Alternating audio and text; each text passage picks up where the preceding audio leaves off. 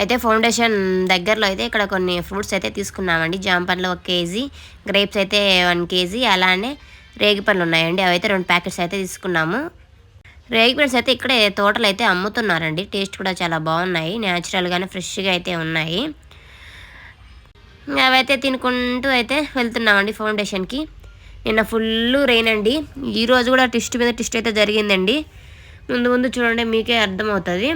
జనాలు మాత్రం ఈరోజు సండే కాబట్టి చాలామంది అయితే వచ్చారండి. కానీ అందరికీ కన్నీళ్ళే మిగిలాయి. అదిగోండి ఈషా ఇక్కడ కొండపై నుంచి వ్యూ అయితే చాలా బాగా చక్కగా కనపడుతుందండి.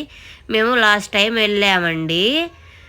మాకు 6 కిలోమీటర్స్కి అయితే 6 అవర్స్ అయితే పట్టిందండి. అంత ట్రాఫిక్ జామ్ అయితే అయింది. అలా అయితే వస్తారండి ఇక్కడ వీకెండ్స్లో.